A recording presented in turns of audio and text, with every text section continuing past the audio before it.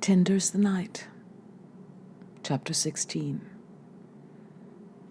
by F. Scott Fitzgerald. She woke up cooled and shamed.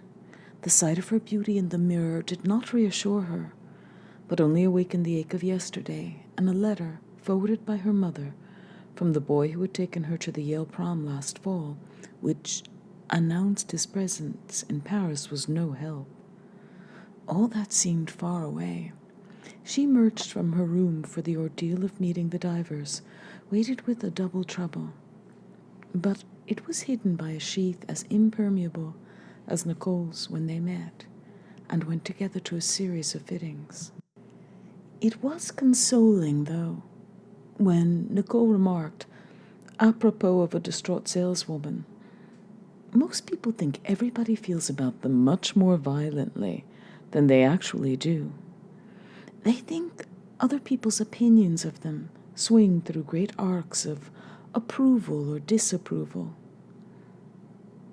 Yesterday, in her expansiveness, Rosemary would have resented that remark. Today, in her desire to minimize what had happened, she welcomed it eagerly. She admired Nicole for her beauty and her wisdom, and also for the first time in her life, she was jealous.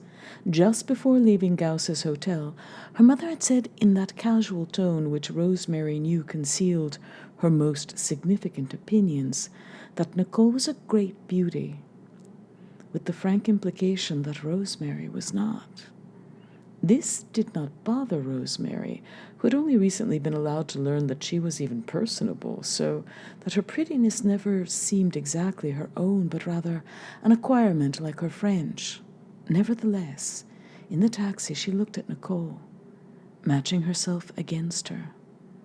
There were all the potentialities for romantic love in that lovely body, and in the delicate mouth, sometimes tight, sometimes expectantly half open to the world. Nicole had been a beauty as a young girl, and she would be a beauty later when her skin stretched tight over her high cheekbones. The essential structure was there. She had been white Saxon blonde, but she was even more beautiful now that her hair had darkened than when she had been like a cloud and more beautiful than she. "We live there."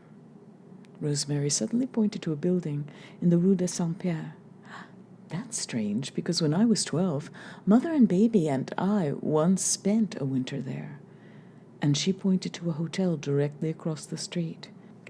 The two dingy fronts stared at them, gray echoes of girlhood. "We'd just built our Lake Forest house, and we were economizing," Nicole continued. "At least, Baby and I and the governess economized. And Mother traveled." "We were economizing, too," said Rosemary, realizing that the word meant different things to them. Mother always spoke of it very carefully as a small hotel. Nicole gave her a quick, magnetic little laugh. "I mean, instead of saying a cheap hotel, if any swanky friends asked us our address, we'd never say, 'We're in a dingy little hole over in the Apache Quarter where we're glad of running water.'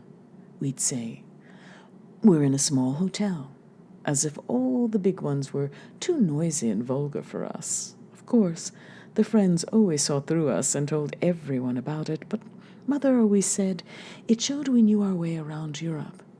She did, of course. She was born a German citizen. But her mother was American, and she was brought up in Chicago, and she was more American than European." They were meeting the others in 2 minutes, and Rosemary reconstructed herself once more as they got out of the taxi in the Rue Guinet, across from the Luxembourg Gardens. They were lunching in the North's already dismantled apartment, high above the green mass of leaves. The day seemed different to Rosemary from the day before. When she saw him face to face, their eyes met and brushed like birds' wings. After that, everything was all right. Everything was wonderful. She knew that he was beginning to fall in love with her. She felt wildly happy. She felt the warm sap of emotion being pumped through her body. A cool, clear confidence deepened and sang in her. She scarcely looked at Dick, but she knew everything was all right. After luncheon, the Divers and the Norths and Rosemary went to the Franco-American Films to be joined by Collis Clay, her young man from New Haven, to whom she had telephoned. He was a Georgian with the peculiarly regular, even stenciled ideas of Southerners who are educated in the North. Last winter, she thought him attractive. Once they held hands in an automobile, going from New Haven to New York. Now, he no longer existed for her. In the projection room, she sat between Collis Clay and Dick, while the mechanic mounted the reels of Daddy's Girl, and a French executive fluttered about her, trying to talk American slang. "Yes, boy," he said, when there was trouble with the projector.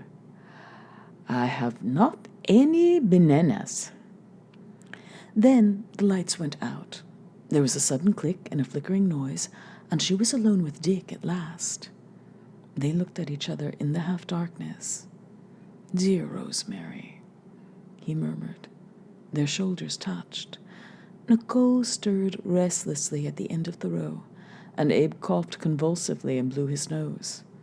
Then they all settled down, and the picture ran.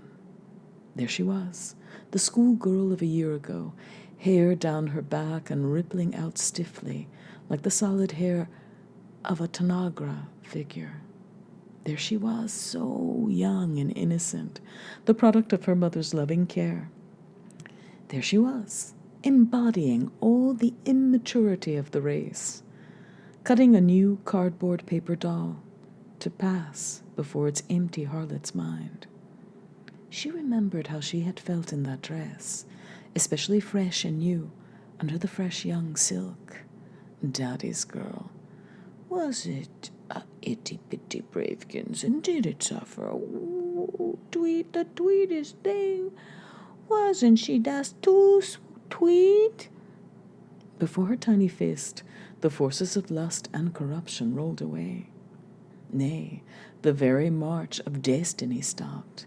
Inevitable became evitable. Syllogism, dialectic, all rationality fell away. Women would forget the dirty dishes at home and weep. Even within the picture, one woman wept so long that she almost stole the film away from Rosemary. She wept all over a set that cost a fortune, in a Duncan Fife dining room, in an aviation port, and during a yacht race that was only used in 2 flashes, in a subway, and finally, in a bathroom. But Rosemary triumphed. Her fineness of character, her courage, and steadfastness intruded upon by the vulgarity of the world. And Rosemary, showing what it took with a face that had not yet become mask-like, yet it was actually so moving that the emotions of the whole row of people went out to her at intervals during the picture. There was a break once, and the light went on, and after the chatter of applause, Dick said to her sincerely, "I'm simply astounded. You're going to be one of the best actresses on the stage." Then back to Daddy's Girl. Happier days now, and a lovely shot of Rosemary and her parent, united at the last, in a father complex so apparent that Dick winced for all psychologists at the vicious sentimentality. The screen vanished, the lights went on, the moment had come. "I've arranged one other thing," announced Rosemary to the company at large. "I've arranged a test for Dick." "A what?" "A screen test. They'll take one now." There was an awful silence, then an irrepressible chortle from the Norths. Rosemary watched Dick comprehend what she meant. His face moving first in an Irish way. Simultaneously, she realized that she had made some mistake in the playing of her trump, and still she did not suspect that the card was at fault. "I don't want a test," said Dick firmly. Then, seeing the situation as a whole, he continued lightly, "Rosemary, I'm disappointed. The pictures make a fine career for a woman, but my God, they can't photograph me. I'm an old scientist, all wrapped up in his private life. Nicole and Mary urged him ironically to seize the opportunity. They teased him, both faintly annoyed at not having been asked for a sitting. But Dick closed the subject with a somewhat tart discussion of actors. The strongest guard is placed at the gateway to nothing, he said, maybe because the condition of emptiness is too shameful to be divulged. In the taxi with Dick and Collis Clay, they were dropping Collis, and Dick was taking Rosemary to a tea from which Nicole and the Norths had resigned in order to do the things Abe had left undone till the last. In the taxi, Rosemary reproached him. I thought if the test turned out to be good, I could take it to California with me, and then, maybe, if they liked it, you'd come out and be my leading man in a picture. He was overwhelmed. It was a darn sweet thought, but I'd rather look at you. You were about the nicest sight I ever looked at. That's a great picture, said Collis. I've seen it 4 times. I know one boy in New Haven who's seen it a dozen times. He went all the way to Hartford to see it one time, and when I brought Rosemary up to New Haven, he was so shy he wouldn't meet her. Can you beat that? This little girl knocks them cold. Dick and Rosemary looked at each other, wanting to be alone, but Collis failed to understand. I'll drop you where you're going, he suggested. I'm staying at the Lutetia. We'll drop you, said Dick. It'll be easier for me to drop you, no trouble at all. I think it will be better if we drop you. But, began Collis. He grasped the situation at last and began discussing with Rosemary when he would see her again. Finally, he was gone with this shadowy unimportance, but the offensive bulk of the third party. The car stopped unexpectedly, unsatisfactorily, at the address Dick had given. He drew a long breath. Shall we go in? I don't care, Rosemary said. I'll do anything you want. He considered. I almost have to go in. She wants to buy some pictures from a friend of mine who needs the money. Rosemary smoothed the brief, expressive disarray of her hair. We'll just stay 5 minutes, he decided. You're not going to like these people. She assumed that they were dull and stereotyped people, or gross and drunken people, or tiresome, insistent people, or any of the sorts of people that the divers avoided. She was entirely unprepared for the impression that the scene made on her. 17.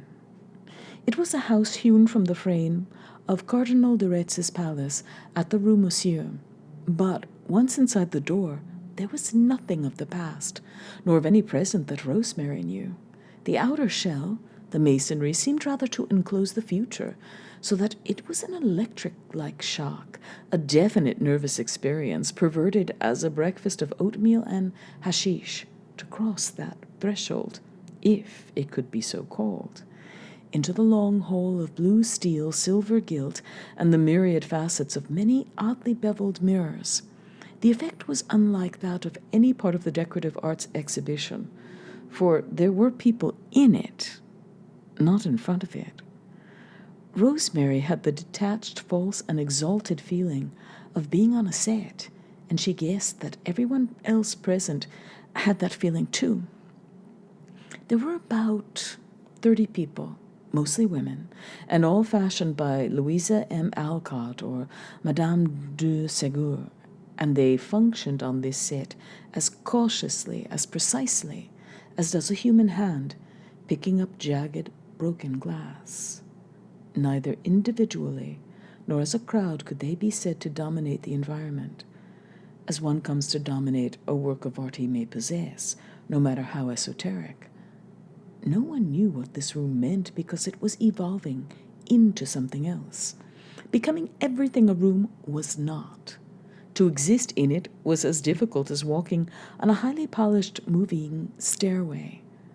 and no one could succeed at all, save with the aforementioned qualities of a hand moving among broken glass, which qualities limited and defined the majority of those present. These were of two sorts. There were the Americans and English, who had been dissipating all spring and summer, so that now everything they did had a purely nervous inspiration. They were very quiet and lethargic at certain hours, and then they exploded into sudden quarrels and breakdowns and seductions.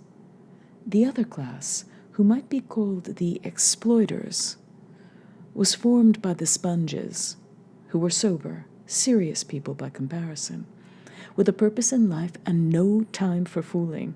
These kept their balance best in the environment, and what tone there was beyond the apartment's novel organization of light values came from them. The Frankenstein took down Dick and Rosemary at a gulp.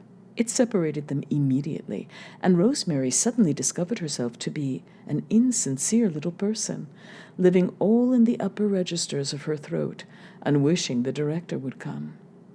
There was, however, such a wild beating of wings in the room that she did not feel her position was more incongruous than anyone else's. In addition, her training told, and after a series of semi-military turns, shifts, and marches, she found herself presumably talking to a neat, slick girl with a lovely boy's face, but actually absorbed by a conversation taking place on a sort of gunmetal ladder diagonally opposite her and 4 feet away. There was a trio of young women sitting on the bench. They were all tall and slender, with small heads groomed like mannequins' heads, and as they talked, the heads waved gracefully above their dark-tailored suits, rather like long-stemmed flowers, and rather like cobras' hoods. "Oh, they give a good show," said one of them in a deep, rich voice. "Practically the best show in Paris. I'd be the last one to deny that, but after all," she sighed, "those phrases he uses over and over. Oldest inhabitant gnawed by rodents. You laugh once." "I prefer people whose lives have more corrugated surfaces," said the second, "and I don't like her." "I've never really been able to get excited about them or their entourage either. Why, for example, the entirely liquid Mr. North?" "He's out," said the first girl, "but you must admit that the party in question can be one of the most charming human beings you have ever met." It was the first hint Rosemary had had that they were talking about the divers, and her body grew tense with indignation. But the girl talking to her, in the starched blue shirt with the bright blue eyes and the red cheeks and the very gray suit, a poster of a girl, had begun to play up. Desperately she kept sweeping things from between them, afraid that Rosemary couldn't see her, sweeping them away until presently there was not so much as a veil of brittle humor hiding the girl. And with distaste, Rosemary saw her plain. "Couldn't you have lunch, or maybe dinner, or lunch the day after?" begged the girl. Rosemary looked about for Dick, finding him with the hostess to whom he had been talking since they came in. Their eyes met, and he nodded slightly, and simultaneously the 3 cobra women noticed her. Their long necks darted toward her, and they fixed finely critical glances upon her. She looked back at them defiantly, acknowledging that she had heard what they said. Then she threw off her exigent vis-a-vis with a polite but clipped parting that she had just learned from Dick, and went over to join him. The hostess, she was another tall, rich American girl promenading insouciantly upon the national prosperity, was asking Dick innumerable questions about Gauss's hotel, whither she evidently wanted to come, and battering persistently against his reluctance. Rosemary's presence reminded her that she had been recalcitrant as a hostess, and glancing about, she said, "Have you met anyone amusing? Have you met Mr. Her eyes groped for a male who might interest Rosemary, but Dick said they must go. They left immediately, moving over the brief threshold of the future to the sudden past of the stone facade without. "Wasn't it terrible?" he said. "Terrible," she echoed obediently. "Rosemary," she murmured. "What?" in an awed voice. "I feel terribly about this."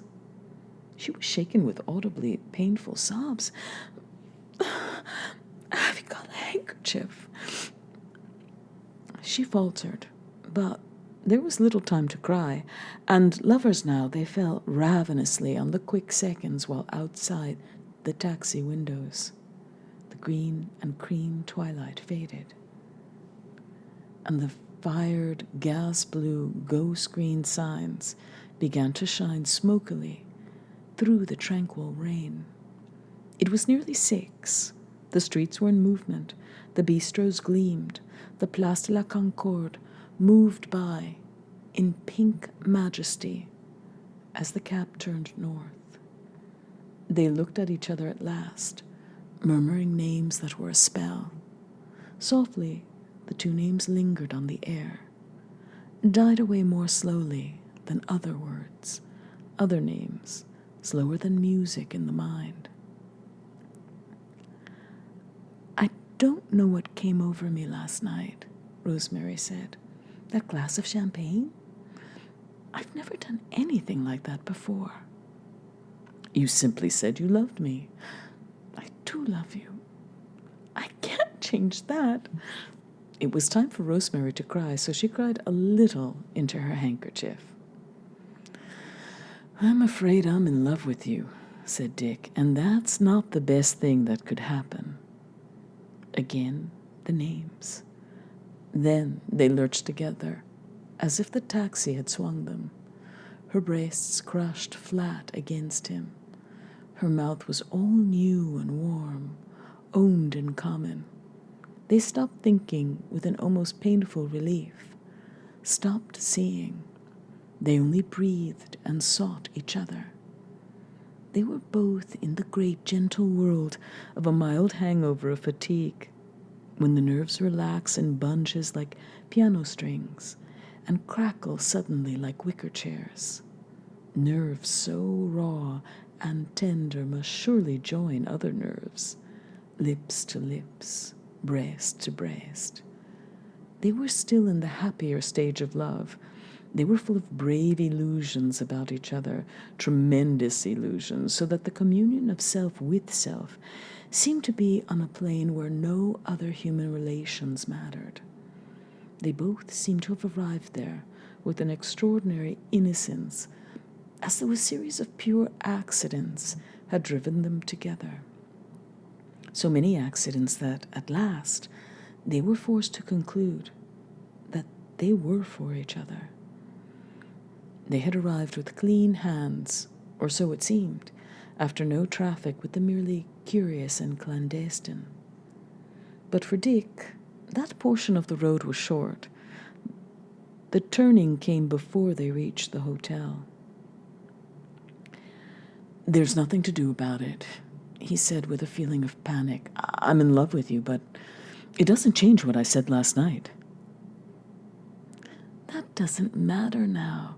I just wanted to make you love me. If you love me, everything's all right." "Unfortunately, I do. But Nicole mustn't know. She mustn't suspect even faintly. Nicole and I have to go on together. In a way, that's more important than just wanting to go on." "Kiss me once more." He kissed her, but momentarily he had left her. Nicole mustn't suffer. "She loves me, and I love her. You understand that." She did understand. It was the sort of thing she understood well, not hurting people. She knew the divers loved each other because it had been her primary assumption.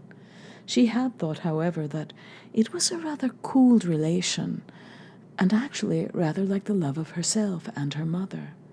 When people have so much for outsiders, didn't it indicate a lack of inner intensity? And I mean love, he said, guessing her thoughts. Active love. It's more complicated than I can tell you. It was responsible for that crazy duel. How did you know about the duel? I thought we were to keep it from you. Do you think Abe can keep a secret?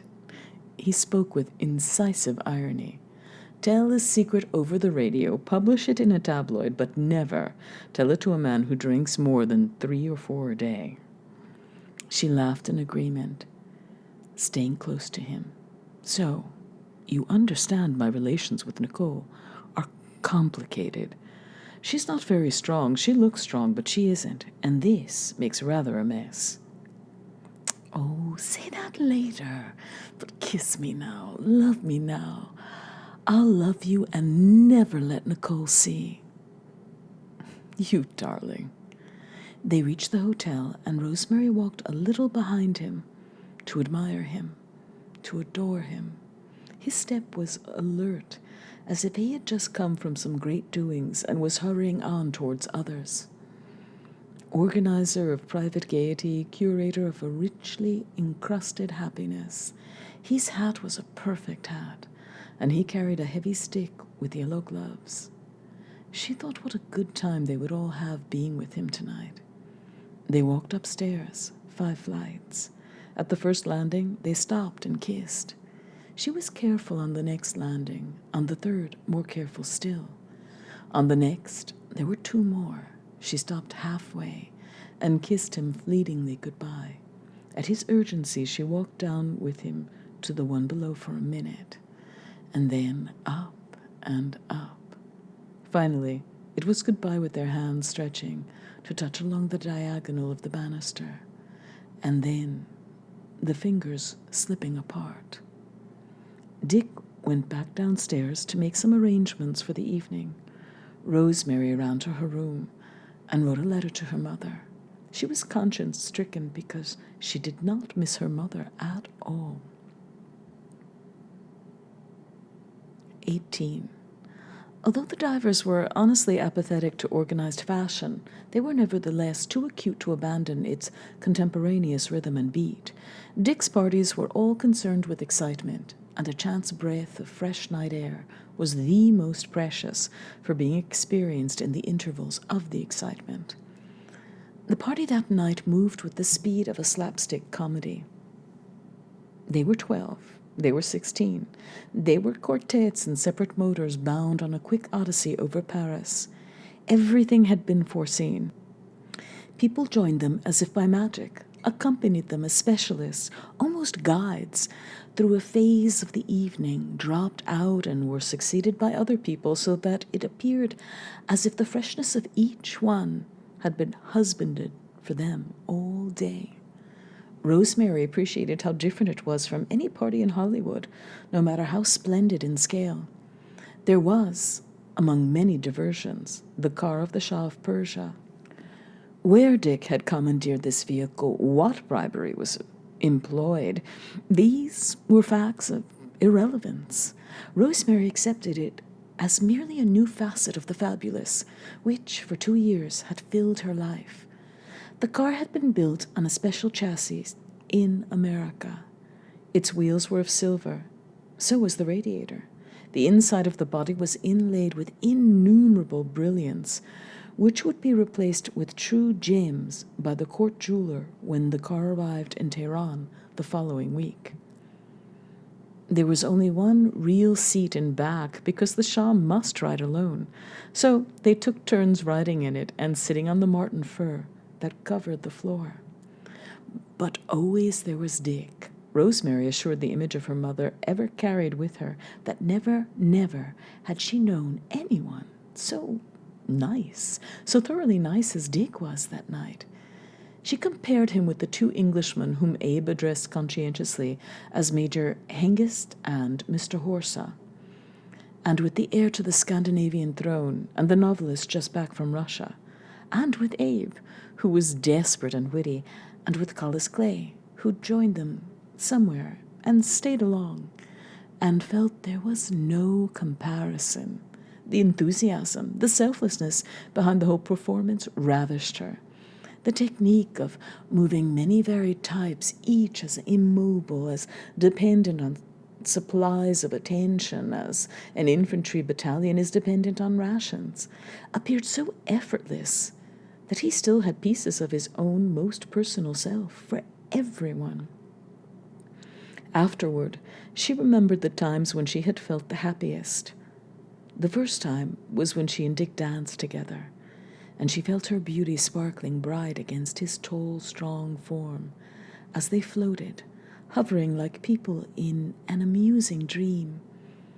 He turned her here and there with such a delicacy of suggestion that she was like a bright bouquet, a piece of precious cloth being displayed before 50 eyes.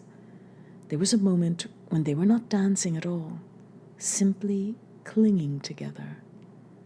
Sometime in the early morning, they were alone, and her damp, powdery young body came up close to him in a crush of tired cloth, and stayed there, crushed against a background of other people's hats and wraps. The time she laughed most was later, when 6 of them, the best of them, noblest relics of the evening, stood in the dusky front lobby of the Ritz, telling the night concierge that General Pershing was outside and wanted caviar and champagne.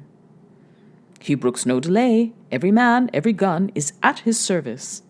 Frantic waiters emerged from nowhere. A table was set in the lobby, and Abe came in representing General Pershing, while they stood up and mumbled remembered fragments of war songs at him. In the waiters' injured reaction to this anticlimax, they found themselves neglected, so they built a waiter trap, a huge and fantastic device constructed of all the furniture in the lobby and functioning like one of the bizarre machines of a Goldberg cartoon. Abe shook his head doubtfully at it. "Perhaps it would be better to steal a musical saw and—" "That's enough," Mary interrupted. "When Abe begins bringing up that, it's time to go home." Anxiously, she confided in Rosemary. "I've got to get Abe home. His boat train leaves at 11.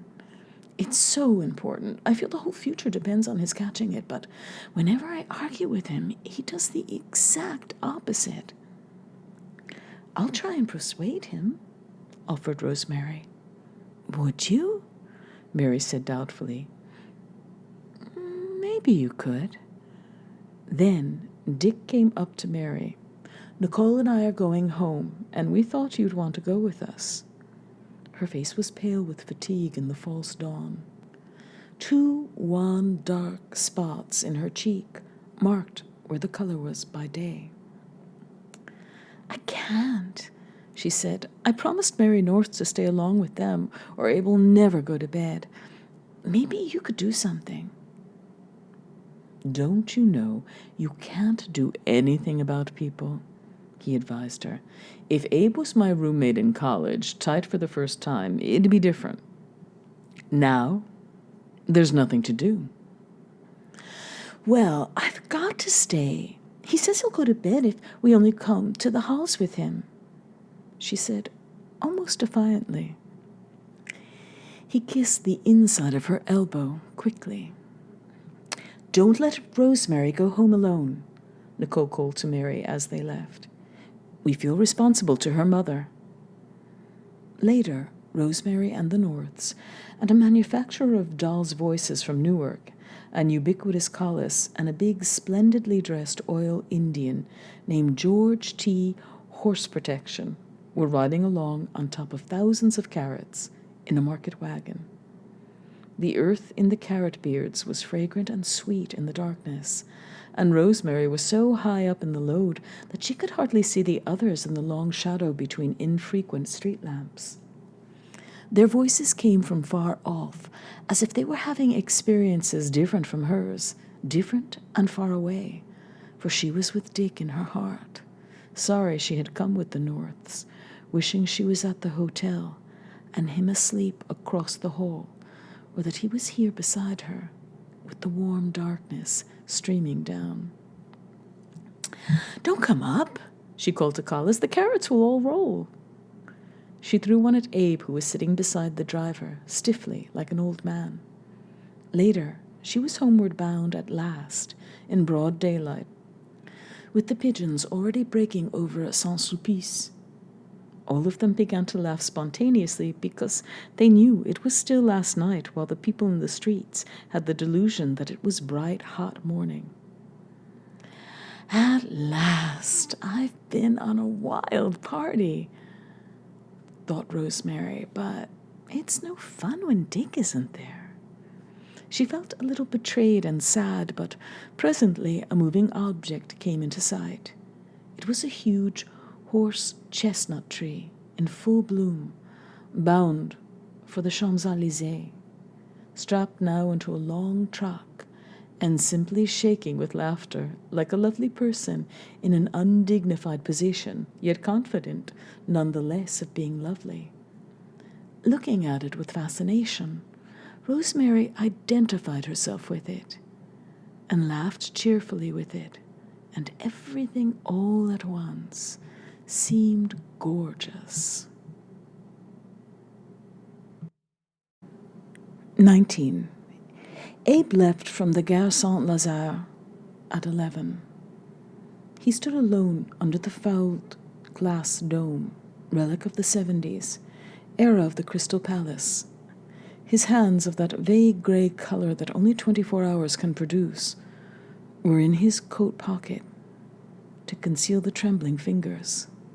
With his hat removed, it was plain that only the top layer of his hair was brushed back. The lower levels were pointed resolutely sidewise. He was scarcely recognizable as the man who had swum upon Gauss's beach a fortnight ago. He was early. He looked from left to right with eyes only. It would have taken nervous forces out of his control to use any other part of his body. New-looking baggage went past him. Presently, prospective passengers with dark little bodies were calling, "Jules, whoo!" in dark, piercing voices. At the minute when he wondered whether or not he had time for a drink at the buffet and began clutching at the soggy wad of 1,000-franc notes in his pocket, one end of his pendulous glance came to rest upon the apparition of Nicole at the stairhead. He watched her. She was self-revelatory in her little expressions, as people seem to someone waiting for them who as yet is himself unobserved. She was frowning, thinking of her children, less gloating over them than merely animally counting them, a cat checking for her cubs with a paw. When she saw Abe, the mood passed out of her face, and the glow of the morning skylight was sad, and Abe made a gloomy figure with dark circles that showed through the crimson tan under his eyes. They sat down on a bench. "I came because you asked me," said Nicole defensively. Abe seemed to have forgotten why he asked her, and Nicole was quite content to look at the travelers passing by. "That's going to be the belle of your boat, that one, with all the men to say goodbye. You see why she bought that dress?" Nicole talked faster and faster. "You see why nobody else would buy it except the belle of the world cruise? See? No? Wake up. That's a story dress. That extra material tells a story, and someone on world cruise would be lonesome enough to want to hear it." She bit close her last words. She talked too much for her, and Abe found it difficult to gather from her serious set face that she had spoken at all. With an effort, he drew himself up to a posture that looked as if he were standing up while he was sitting down. "The afternoon you took me to that funny ball, St. Genevieve's," he began. "I remember. It was fun, wasn't it?" "No fun for me. I haven't had fun seeing you this time. I'm tired of you both, but it doesn't show because you're even more tired of me. You know what I mean. If I had any enthusiasm, I'd go on to new people." There was a rough nap on Nicole's velvet gloves as she slapped him back. "Seems rather foolish to be unpleasant, Abe. Anyhow, you don't mean that. I can't see why you've given up on everything." Abe considered. trying hard not to cough or blow his nose. "I suppose I got bored. And then it was such a long way to go back in order to get anywhere."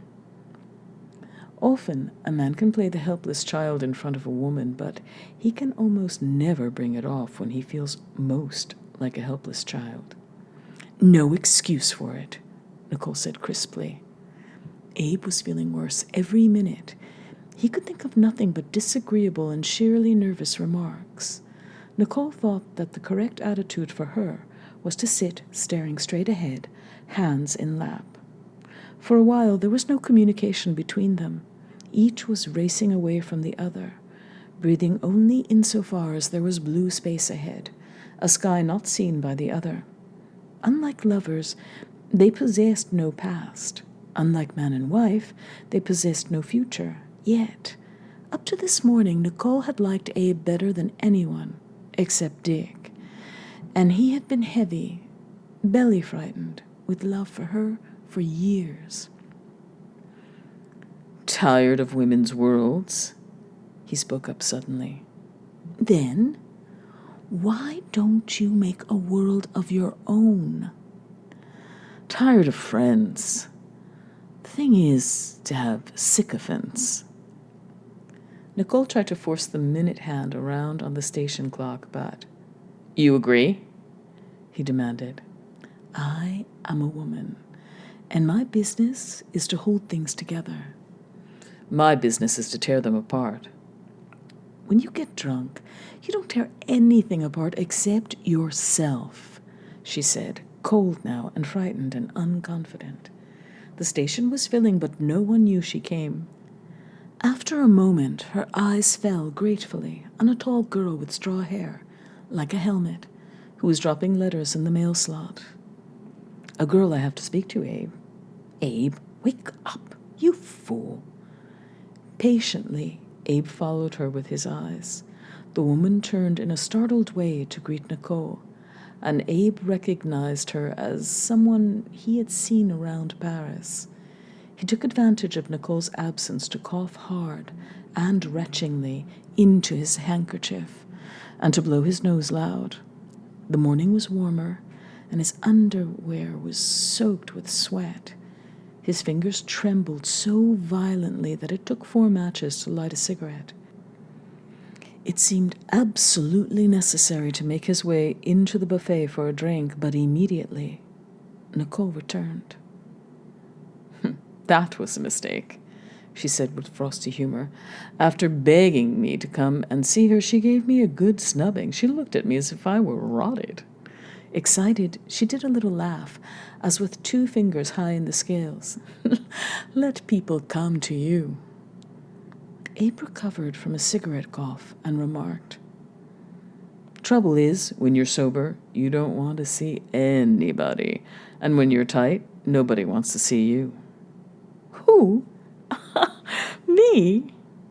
Nicole laughed again. For some reason, the late encounter had cheered her.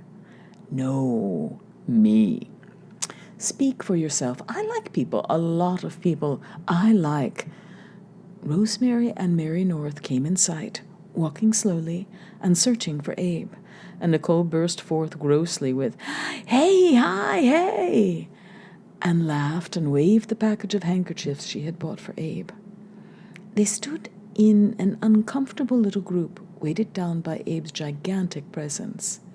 He lay athwart them, like the wreck of a galleon, dominating with his presence his own weakness and self-indulgence, his narrowness and bitterness. All of them were conscious of the solemn dignity that flowed from him, of his achievement, fragmentary, suggestive, and surpassed. But they were frightened at his survivant will, once a will to live, now become a will to die. Dick Diver came and brought with him a fine glowing surface on which the 3 women sprang like monkeys with cries of relief, perching on his shoulders, on the beautiful crown of his hat, or the gold head of his cane. Now, for a moment, they could disregard the spectacle of Abe's gigantic obscenity. Dick saw the situation quickly and grasped it quietly. He pulled them out of themselves into the station, making plain its wonders. Nearby, some Americans were saying goodbye in voices that mimicked the cadence of water running into a large old bathtub. Standing in the station, with Paris in back of them, it seemed as if they were vicariously leaning a little over the ocean, already undergoing a sea change, a shifting about of atoms to form the essential molecule of a new people. So, the well-to-do Americans poured through the station onto the platforms with frank new faces, intelligent, considerate, thoughtless, thought-for. An occasional English face among them seemed sharp and emergent. When there were enough Americans on the platform, the first impression of their immaculacy and their money began to fade into a vague racial dusk that hindered and blinded both them and their observers. Nicole seized Dick's arm, crying, "Look!" Dick turned in time to see what took place in half a minute. At a Pullman entrance, 2 cars off, a vivid scene detached itself from the tenor of many farewells. The young woman with the helmet-like hair to whom Nicole had spoken made an odd, dodging little run away from the man to whom she was talking, and plunged a frantic hand into her purse. Then the sound of 2 revolver shots cracked the narrow air of the platform. Simultaneously, the engine whistled sharply, and the train began to move, momentarily dwarfing the shots in significance. Abe waved again from his window, oblivious to what had happened. But before the crowd closed in, the others had seen the shots take effect, seen the target sit down upon the platform. Only after 100 years did the train stop. Nicole, Mary, and Rosemary waited on the outskirts while Dick fought his way through. It was 5 minutes before he found them again. By this time, the crowd had split into 2 sections, following respectively the man on a stretcher and the girl walking pale and firm between distraught gendarmes. "It was Mary Wallace," Dick said hurriedly. "The man she shot was an Englishman. They had an awful time finding out who, because she shot him through his identification card." They were walking quickly from the train, swayed along with the crowd. "I found out what post of police they're taking her to, so I'll go there." "But her sister lives in Paris," Nicole objected. "Why not phone her? Seems very peculiar nobody thought of that. She's married to a Frenchman, and he can do more than we can." Dick hesitated, shook his head, and started off. "Wait!" Nicole cried after him. "That's foolish. How can you do any good with your French?" "At least I'll see that they don't do anything outrageous to her." "They're certainly going to hold on to her," Nicole assured him briskly. "She did shoot the man. The best thing is to phone right away to Laura. She can do more than we can." Dick was unconvinced. Also, he was showing off for Rosemary. "You wait," said Nicole firmly, and hurried off to a telephone booth. "When Nicole takes things into her hands," he said with affectionate irony, "there is nothing more to be done." He saw Rosemary for the first time that morning. They exchanged glances, trying to recognize the emotions of the day before. For a moment, each seemed unreal to the other. Then the slow, warm hum of love began again. "You like to help everybody, don't you?" Rosemary said. I only pretend to." "Mother likes to help everybody. Of course she can't help as many people as you do." She sighed. "Sometimes I think I'm the most selfish person in the world." For the first time, the mention of her mother annoyed rather than amused Dick. He wanted to sweep her away from her mother, remove the whole affair from the nursery footing upon which Rosemary persistently established it. But he realized that this impulse was a loss of control. What would become of Rosemary's urge toward him if, for even a moment, he relaxed? He saw, not without panic, that the affair was sliding to rest. It could not stand still. It must go on, or go back, For the first time, it occurred to him that Rosemary had her hand on the lever more authoritatively than he. Before he had thought out a course of procedure, Nicole returned. I found Laura. It was the first news she had, and her voice kept fading away and then getting loud again, as if she was fainting and then pulling herself together. She said she knew something was going to happen this morning. Maria ought to be with Diaghilev, said Dick in a gentle tone, in order to bring them back to quietude. She has a nice sense of decor, not to say rhythm. Will any of us ever see a train pulling out without hearing a few shots? They bumped down the wide steel steps. I'm sorry for the poor man, Nicole said. Of course, that's why she talked so strange to me. She was getting ready to open fire. She laughed. Rosemary laughed too, but they were both horrified, and both of them deeply wanted Dick to make a moral comment on the matter and not leave it to them. This wish was not entirely conscious, especially on the part of Rosemary, who was accustomed to having shell fragments of such events shriek past her head. But a totality of shock had piled up in her too. For the moment, Dick was too shaken by the impetus of his newly recognized emotion to resolve things into the pattern of the holiday. So the women, missing something, lapsed into a vague unhappiness. Then, as if nothing had happened, the lives of the divers and their friends flowed out into the street. However, everything had happened. Abe's departure and Mary's impending departure for Salzburg this afternoon had ended the time in Paris. Or perhaps the shots, the concussions that had finished God knew what dark matter, had terminated it. The shots had entered into all their lives. Echoes of violence followed them out onto the pavement, where two porters held a post-mortem beside them as they waited for a taxi. Tu as vu le revolver? Il était très petit, rappelle. On jouait. Mais assez puissant, said the other porter sagely. Tu as vu sa chemise? Se descend pour se croire à la guerre. 20. In the square, as they came out, a suspended mass of gasoline exhaust cooked slowly in the July sun. It was a terrible thing. Unlike pure heat, it held no promise of rural escape, but suggested only roads choked with the same foul asthma. During their luncheon, outdoors, across from the Luxembourg Gardens, Rosemary had cramps and felt fretful and full of impatient lassitude. It was the foretaste of this that had inspired her self-accusation of selfishness in the station. Dick had no suspicion of the sharpness of the change. He was profoundly unhappy, and the subsequent increase of egotism tended momentarily to blind him to what was going on around him, and deprive him of the long groundswell of imagination that he counted on for his judgments. After Mary North left them, accompanied by the Italian singing teacher, who had joined them for coffee and was taking her to the train, Rosemary, too, stood up, bound for an engagement at her studio to meet some officials. And oh, she proposed, if Collis Clay, that southern boy, if he comes while you're still sitting here, just tell him I couldn't wait. Tell him to call me tomorrow.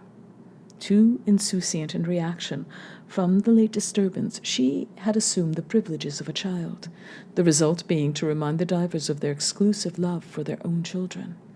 Rosemary was sharply rebuked in a short passage between the women. You'd better leave the message with a waiter. Nicole's voice was stern and unmodulated. We're leaving immediately.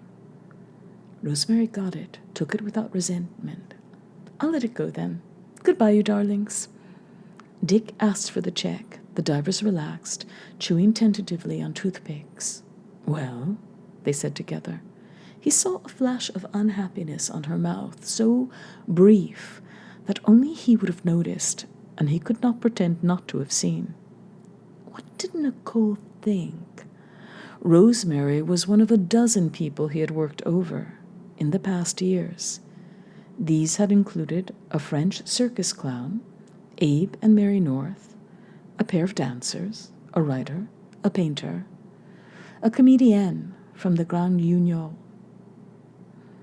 a half-crazy pederast from the Russian ballet, a promising tenor they had staked to a year in Milan. Nicole knew how seriously these people interpreted his interest and enthusiasm. But she realized also that, except while their children were being born, Dick had not spent a night apart from her since their marriage. On the other hand, there was a pleasingness about him that simply had to be used. Those who possessed that pleasingness had to keep their hands in and go along attaching people that they had no use to make of. Now, Dick hardened himself and let minutes pass without making any gesture of confidence, any representation of constantly renewed surprise that they were one together. Collis Clay, out of the south, edged a passage between the closely packed tables and greeted the divers cavalierly. Such salutations always astonished Dick, acquaintances saying hi to them or speaking only to one of them. He felt so intensely about people that, in moments of apathy, he preferred to remain concealed. That one could parade a casualness into his presence was a challenge to the key on which he lived. Collis, unaware that he was without a wedding garment, heralded his arrival with, "I reckon I'm late. The maid has flown." Dick had to wrench something out of himself before he could forgive him for not having first complimented Nicole. She left almost immediately, and he sat with Collis, finishing the last of his wine. He rather liked Collis. He was post-war, less difficult than most of the Southerners he had known at New Haven, a decade previously. Dick listened with amusement to the conversation that accompanied the slow, profound stuffing of a pipe. In the early afternoon, children and nurses were trekking into the Luxembourg Gardens. It was the first time in months that Dick had let this part of the day out of his hands. Suddenly, his blood ran cold as he realized the content of Collis's confidential monologue. "She's not so cold as you probably think. I admit, I thought she was cold for a long time, but she got into a jam with a friend of mine going from New York to Chicago at Easter. A boy named Hillis she thought was pretty nutsy at New Haven. She had a compartment with a cousin of mine, but she and Hillis wanted to be alone, so in the afternoon my cousin came and played cards in our compartment. Well, after about 2 hours, we went back there, and there was Rosemary and Bill Hillis standing in the vestibule, arguing with the conductor. Rosemary, white as a sheet. Seems they locked the door and pulled down the blinds, and I guess there was some heavy stuff going on when the conductor came for the tickets and knocked on the door. They thought it was us kidding them and wouldn't let him in at first. And when they did, he was plenty sore. He asked Hillis if that was his compartment and whether he and Rosemary were married, that they locked the door. And Hillis lost his temper trying to explain there was nothing wrong. He said the conductor had insulted Mary, and he wanted him to fight. But that conductor could have made trouble, and believe me, I had an awful time smoothing it over. With every detail imagined, with even envy for the pair's community of misfortune in the vestibule, Dick felt a change taking place within him. Only the image of a third person, even a vanished one, entering into his relation with Rosemary was needed to throw him off balance and send him through waves of pain, misery, desire, desperation. The vividly pictured hand on Rosemary's cheek, the quicker breath, the wide excitement of the event viewed from outside, the inviolable secret warmth within. "Do you mind if I pull down the curtain?" "Please do. It's too light in here." Collis Clay was now speaking about fraternity politics at New Haven in the same tone, with the same emphasis. Dick had gathered that he was in love with Rosemary in some curious way Dick could not have understood. The affair with Hillis seemed to have made no emotional impression on Collis, save to give him the joyful conviction that Rosemary was human. "Bones got a wonderful crowd," he said. "We all did, as a matter of fact. New Haven's so big now, the sad thing is the men we have to leave out." "Do you mind if I pull down the curtain?" "Please do. It's too light in here." Dick went over Paris to his bank. Writing a check, he looked along the row of men at the desks, deciding to which one he would present it for an OK. As he wrote, he engrossed himself in the material act, examining meticulously the pen, writing laboriously upon the high glass-topped desk. Once he raised glazed eyes to look toward the mail department, then glazed his spirit again by concentration upon the objects he dealt with. Still, he failed to decide to whom the check should be presented, which man in line would guess least of the unhappy predicament in which he found himself, and also which one would be least likely to talk. There was Perrin, the suave New Yorker who had asked him to luncheons at the American Club. There was Cassis, the Spaniard, with whom he usually discussed a mutual friend in spite of the fact that the friend had passed out of his life a dozen years before. There was Muschhaus, who always asked whether he wanted to draw upon his wife's money or his own. As he entered the amount on the stub and drew 2 lines under it, he decided to go to Pierce, who was young and for whom he would have to put on only a small show. It was often easier to give a show than to watch one. He went to the mail desk first, as the woman who served him pushed up with her bosom a piece of paper that had nearly escaped the desk. He thought how differently women use their bodies from men. He took his letters aside to open. There was a bill for 17 psychiatric books from a German concern, a bill from Brentano's, a letter from Buffalo from his father, in a handwriting that year by year became more indecipherable. There was a card from Tommy Barban, postmarked Fez, and bearing a facetious communication. There were letters from doctors in Zurich, both in German, a disputed bill from a plasterer in Caen, a bill from a furniture maker, a letter from the publisher of a medical journal in Baltimore, miscellaneous announcements, and an invitation to a showing of pictures by an incipient artist. Also, there were 3 letters for Nicole and a letter for Rosemary sent in his care. "Do you mind if I pull down the curtain?" He went toward Pierce, but he was engaged with a woman, and Dick saw with his heels that he would have to present his check to Cassis at the next desk, who was free.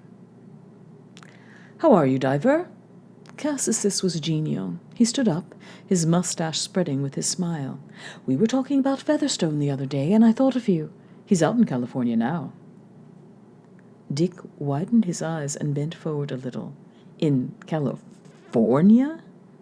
"That's what I heard." Dick held the check poised to focus the attention of Cassis upon it. He looked toward Pierce's desk, holding the latter for a moment in a friendly eye play conditioned by an old joke of 3 years before, when Pierce had been involved with a Lithuanian countess. Pierce played up with a grin until Cassis had authorized the check and had no further recourse to detain Dick, whom he liked, than to stand up holding his pince-nez and repeat, "Yes, he's in California." Meanwhile, Dick had seen that Perrin, at the head of the line of desks, was in conversation with the heavyweight champion of the world. From a side sweep of Perrin's eye, Dick saw that he was considering calling him over and introducing him, but that he had finally decided against it. Cutting across the social mood of Cassis, with the intensity he had accumulated at the glass desk, which is to say, he looked hard at the check, studying it, and then fixed his eyes on grave problems beyond the first marble pillar, to the right of the banker's head, and made a business of shifting the cane, hat, and letters he carried. He said goodbye and went out. He had long ago purchased the doorman. His taxi sprang to the curb. "I want to go to the film's par excellence studio." It's on a little street in Passy. Go to the Muette. I'll direct you from there. He was rendered so uncertain by the events of the last 48 hours that he was not even sure of what he wanted to do. He paid off the taxi at the Muette and walked in the direction of the studio, crossing to the opposite side of the street before he came to the building. Dignified in his fine clothes with their fine accessories, he was yet swayed and driven as an animal. Dignity could only come with an overthrowing of his past, of the effort of the last 6 years. He went briskly around the block with the fatuousness of one of Tarkington's adolescents, hurrying at the blind places lest he miss Mary's coming out of the studio. It was a melancholy neighborhood. Next door to the place he saw a sign, 1,000 chemises. The shirts filled the window, piled, cravated, stuffed, or draped, with shoddy grace on the showcase floor. 1,000 chemises, count them. On either side he read, papeterie, pâtisserie, solde réclamé, and Constance Talmadge in Déjeuner du Soleil. And farther away, there were more somber announcements. Vêtements ecclésiastiques, déclaration du décès, and pompe funèbre, life and death. He knew that what he was now doing marked a turning point in his life. It was out of line with everything that had preceded it, even out of line with what effect he might hope to produce upon Rosemary. Rosemary saw him always as a model of correctness. His presence walking around this block was an intrusion. But Dick's necessity of behaving as he did was a projection of some submerged reality. He was compelled to walk there or stand there, his shirt sleeve fitting his wrist and his coat sleeve encasing his shirt sleeve like a sleeve valve, his collar molded plastically to his neck, his red hair cut exactly, his hand holding a small briefcase like a dandy, just as another man once found it necessary to stand in front of a church in Ferrara in sackcloth and ashes. Dick was paying some tribute to things unforgotten, unshriven, unexpurgated.